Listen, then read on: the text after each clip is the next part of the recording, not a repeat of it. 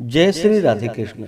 आप सभी का आपके अपने YouTube channel VK Mishra present में बहुत बहुत स्वागत है।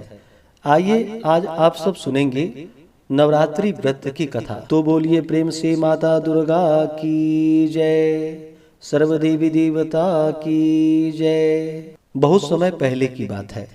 एक बार गुरुदेव बृहस्पति ने ब्रह्मा जी से पूछा कि हे भगवान, नवरात्र व्रत करने की विधि एवं उसके फल को मैं आपके मुख से सुनना चाहता हूँ। बृहस्पति का प्रश्न सुनकर ब्रह्मा जी ने कहा कि हे बृहस्पति, पूर्व काल में जिसने इस व्रत को किया था उसका पुनीत वृतांत मैं तुम्हें सुनाता हूँ। मनोहर नामक नगर में एक अनाथ नाम का ब्राह्मण रहता था। वह भगवती दुर्गा का परम भक्त था। उसके सुमति नाम की एक रूपवती कन्या हुई। पिता के घर में वह कन्या दिनों दिन वृद्धि को प्राप्त होने लगी। जब वह कुछ समझदार हो गई तो वह भी अपने पिता के साथ देवी की पूजा में प्रतिदिन भाग लेने लगी। एक दिन वह अपनी सहेलियों के साथ खेलने के कारण पूजा में सम्मिलित नहीं हुई। उसके इस व्यवहार से क्षुब्ध होकर उसके पिता ने बहुत डांटा फटकारा और कहा कि मैं तेरा विवाह किसी कुष्ठी और निर्धन व्यक्ति के साथ करा दूंगा। पिता की बात से विचलित न होकर उस कन्या ने निर्भयता पूर्वक उत्तर दिया, पिताजी, जो व्यक्ति जैसा कर्म करता है उसे फल वैसा ही मिलता है।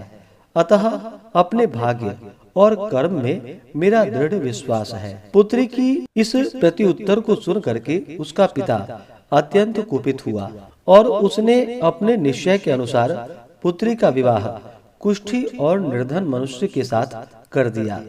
इस प्रकार से पिता के कटु वचनों एवं व्यवहार को सुनकर सुमति अपने मन में विचार करने लगी कि अहो, मेरा बड़ा दुर्भाग्य है जिससे मुझे ऐसा पति मिला।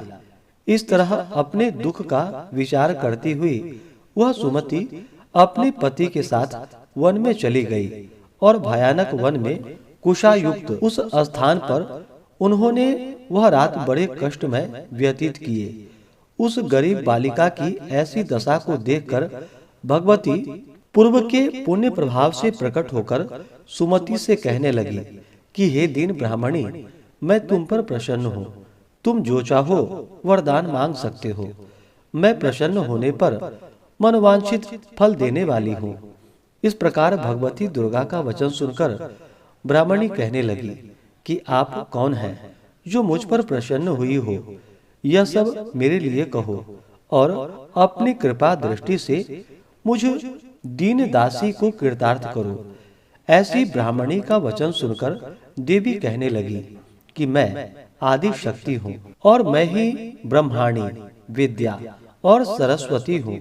मैं प्रसन्न होने पर प्राणियों का दुख दूर कर उसको सुख प्रदान करती हूँ। हे ब्राह्मणी, मैं तुझ पर तेरे पूर्व जन्म के पुण्य के प्रभाव से प्रसन्न हूँ। तुम्हारे पूर्व जन्म का वृतांत तुम्हें सुनाती हूँ, तुम सुनो। तुम पूर्व जन्म में निषाद की स्त्री थी और अति पतिव्रता थी। एक दिन तेरे पति निषाद ने चोरी की। चोरी करने के कारण तुम दोनों को सिपाहियों ने पकड़ लिया और ले जाकर जेल खाने में कैद कर दिया। उन लोगों ने तुझे और तेरे पति को भोजन नहीं दिया। इस प्रकार नवरात्र के दिनों में तुमने न तो कुछ खाया और न ही जल पिया। इसलिए 9 दिन तक नवरात्र का व्रत हो गया। हे ब्राह्मणी, उन दिनों में जो व्रत हुआ उस व्रत के प्रभाव से प्रसन्न होकर तुम्हें मनोवांछित फल दे रही हूँ। तुम्हारी जो इच्छा हो सो मांगो। इस प्रकार दुर्गा के कहे हुए वचन सुनकर ब्राह्मणी बोली कि अगर आप मुझ पर प्रसन्न हैं तो हे दुर्गे, आपको मैं प्रणाम करती हूँ। कृपा करके मेरे पति के कोढ़ को दूर करो। देवी ने कहा, मेरे प्रभाव से तेरा पति कोढ़ से रहित और सोने के समान शरीर वाला हो गया। ब्रह्मा जी बोले। इस प्रकार देवी का वचन सुनकर वह ब्राह्मणी बहुत प्रसन्न हुई और पति को निरोग करने की इच्छा से ठीक है ऐसा बोली। तब तक उसके पति का शरीर भगवती दुर्गा की कृपा से कुष्ठ रहित होकर अति कांति युक्त हो गया, जिसकी कांति के सामने चंद्रमा की कांति भी छिन्न हो जाती है। वह ब्राह्मणी पति की मनोहर देह को देखकर देवी को अति पराक्रम वाली समझकर स्तुति करने लगी कि हे दुर्गे, आप दुर्गत को दूर करने वाली, तीनों जगत का संताप हरने वाली, समस्त दुखों को दूर करने वाली, रोगी मनुष्यों को निरोग करने वाली, प्रसन्न होने पर मनोवांछित वस्तु को देने वाली और दुष्ट मनुष्य का नाश करने वाली हो। तुम ही सारे जगत की माता और पिता हो। हे अम्बे, मुझ अपराध रहित अबला की मेरे पिता ने कुष्ठा से विवाह कर मुझे घर से निकाल दिया। आपने ही मेरा इस आपत्ति रूपी समुद्र से उद्धार किया है। हे देवी, आपको प्रणाम करती हूँ, मुझ दीन की रक्षा करो। ब्रह्मा जी बोले कि हे बृहस्पति, इसी प्रकार उस सुमति ने मन से देवी की स्तुति बार बार की। उसकी स्तुति सुनकर देवी को बहुत संतोष हुआ और ब्राह्मणी से कहने लगी कि हे ब्राह्मणी, तुम्हारे उदालय नाम का एक अति बुद्धिमान, धनवान, कीर्तिवान और जितेंद्रिय पुत्र शीघ्र ही होगा। ऐसा कहकर वह देवी उस ब्राह्मणी से फिर कहने लगी कि हे ब्राह्मणी, और जो कुछ तेरी इच्छा हो, मनोवांछित वस्तु मांग सकती हो। ऐसा भगवती दुर्गा का वचन सुनकर सुमति बोली कि हे भगवती दुर्गे, अगर आप मेरे ऊपर प्रसन्न हैं तो कृपा कर मुझे नवरात्र विधि बतलाइए। हे दयावती, जिस विधि से नवरात्र व्रत करने से आप प्रसन्न होती हैं, उस विधि और उसके फल को मेरे लिए विस्तार से वर्णन करें। इस प्रकार ब्राह्मणी के वचन सुनकर माता दुर्गा कहने लगी कि हे ब्राह्मणी, मैं तुम्हारे लिए संपूर्ण पापों को दूर करने वाली नवरात्र व्रत विधि बतलाती हूँ, जिसको सुनने से सभी पापों से छूटकर मोक्ष की प्राप्ति हो जाती है। आश्विन मास के शुक्ल पक्ष की प्रतिपदा से लेकर 9 दिनों तक विधि पूर्वक व्रत करे। यदि दिन भर का व्रत न कर सके तो एक समय का भोजन करे। पढ़े लिखे ब्राह्मणों से पूछकर घट स्थापन करे और वाटिका बनाकर उसको प्रतिदिन जल से सींचे। महाकाली, महालक्ष्मी और महासरस्वती की मूर्तियां बनाकर उनकी नित्य विधि सहित पूजा करे और पुष्पों से विधि पूर्वक अर्घ्य दे। बिजौरा के फूल से अर्घ्य देने से रूप की प्राप्ति होती है। जाय फल से कृति, दाख से कार्य की सिद्धि होती है। आंवले से सुख और केले से भूषण की प्राप्ति होती है। इस प्रकार फलों से अर्घ्य देकर यथा विधि हवन करे। खांड, घी, गेहूं, शहद, जौ, तिल, बिंब, नारियल, दाख और कदम्ब, इनसे हवन करे। गेहूं होम करने से लक्ष्मी की प्राप्ति होती है। खीर व चंपा के पुष्पों से धन और पत्तों से तेज और सुख की प्राप्ति होती है। आंवले से कीर्ति और केले से पुत्र प्राप्त होता है। कमल से राज सम्मान और दाखों से सुख संपत्ति की प्राप्ति होती है। खांड, घी, नारियल, शहद, जौ और तिल, इनसे तथा फलों से होम करने से मनोवांछित वस्तु की प्राप्ति होती है। व्रत करने वाला मनुष्य इस विधान से होम कर आचार्य को अत्यंत नम्रता के साथ प्रणाम करे और यज्ञ की सिद्धि के लिए उन्हें दक्षिणा दे। इस महाव्रत को पहले बतलाई हुई विधि के अनुसार जो करता है उसके सब मनोरथ सिद्ध हो जाते हैं। इसमें तनिक भी संशय नहीं है। इन 9 दिनों में जो कुछ दान आदि किया जाता है उसका करोड़ों गुना प्राप्त होता है। इस नवरात्र के व्रत करने से ही अश्वमेध यज्ञ का फल मिलता है। हे ब्राह्मणी, इस संपूर्ण कामनाओं को पूर्ण करने वाले उत्तम व्रत को तीर्थ, मंदिर अथवा घर में ही विधि के अनुसार करे। ब्रह्मा जी बोले, हे बृहस्पति, इस प्रकार ब्राह्मणी को व्रत की विधि और फल बताकर देवी अंतर ध्यान हो गई।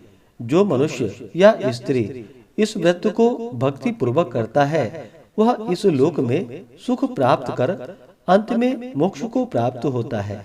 हे बृहस्पति, यह दुर्लभ व्रत का महात्म्य मैंने तुम्हारे लिए बतलाया है। ऐसा ब्रह्मा जी का वचन सुनकर बृहस्पति आनंद के कारण रोमांचित हो गए और ब्रह्मा जी से कहने लगे कि हे ब्रह्मा जी, आपने मुझ पर अति कृपा की, जो अमृत के समान इस नवरात्र व्रत का महात्म्य सुनाया। हे प्रभु, आपके बिना और कौन इस महात्म्य को सुना सकता है। ऐसे बृहस्पति के वचन सुनकर ब्रह्मा जी बोले कि हे बृहस्पति, तुमने सब प्राणियों का हित करने वाले इस अलौकिक व्रत को पूछा है, इसलिए तुम धन्य हो। यह भगवती शक्ति संपूर्ण लोगों का पालन करने वाली है। इस महादेवी के प्रभाव को कौन जान सकता है। तो बोलिए प्रेम से माता दुर्गा की जय। माता महाकाली, महालक्ष्मी, महासरस्वती माता की जय। सर्वदेवी देवता की जय। इसी प्रकार से जो भी भक्त सच्ची श्रद्धा के साथ, नियम और निष्ठा के साथ नवरात्रि में 9 दिनों तक माता के 9 स्वरूपों की पूजा करते हैं, इससे माता अति प्रसन्न होती है। नवरात्रि में माता के 9 स्वरूप, जो कि प्रथमम शैलपुत्री च, द्वितीयम ब्रह्मचारिणी, तृतीयम चंद्र घंटेति, कुष्मांडेति, चतुर्थकम पंचमम स्कंद मातेति, षष्ठम कात्यायनीति च, सप्तमम कालरात्रीति, महागौरीति चाष्टमम, नवमम सिद्धिदात्री च, नवदुर्गा प्रकृतितः।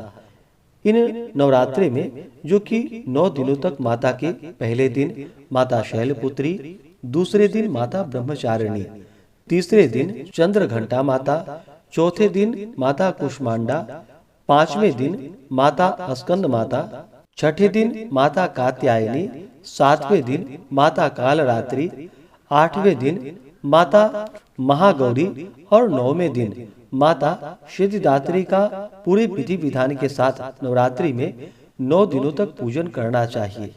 इस दौरान शुद्ध और सात्विकता का पालन करना चाहिए, ब्रह्मचर्य का पालन करना चाहिए, भूमि पे शयन करनी चाहिए, तामसिक वस्तुओं का, नशीले पदार्थों का सेवन बिल्कुल भी नहीं करना चाहिए। आप चाहें तो एक समय या 2 समय भी फलाहार ग्रहण करके व्रत को धारण कर सकते हैं, या दिन में फलाहार और रात्रि में जो कि सेंधा नमक युक्त भोजन ग्रहण कर सकते हैं। इस दौरान जहाँ तक हो सके श्री दुर्गा सप्तशती का पाठ या श्रवण करना चाहिए। दुर्गा चालीसा, दुर्गा स्तोत्र, दुर्गा मंत्र आदि का पाठ या श्रवण करना चाहिए। इस दौरान श्री दुर्गा देव्यै नमः इन मंत्रों का जप करना चाहिए और 9वीं तिथि के दिन हवन आदि का कार्य करना चाहिए। इससे माता अपने भक्तों पर अति प्रसन्न होती है। इस व्रत का पारण जो कि 10वीं तिथि के दिन किया जाता है और विसर्जन आदि का कार्य किया जाता है। तो आशा करता हूँ कि यह जानकारी आपको अच्छा लगा हो। इसी प्रकार से ज्ञानवर्धक जानकारियाँ प्राप्त करते रहने के लिए, व्रत पूजा के बारे में जानने के लिए, कथा को सुनने के लिए चैनल पे अगर आप पहली बार आए हैं तो चैनल को लाल बटन दबा करके सब्सक्राइब करें, साथ में बेल आइकन घंटी को दबाएं ताकि आने वाली वीडियो का नोटिफिकेशन आपको समय से मिलता रहे। वीडियो को लाइक करें, शेयर करें। सुखी रहें और स्वस्थ रहें। जय श्री राधे कृष्ण। धन्यवाद।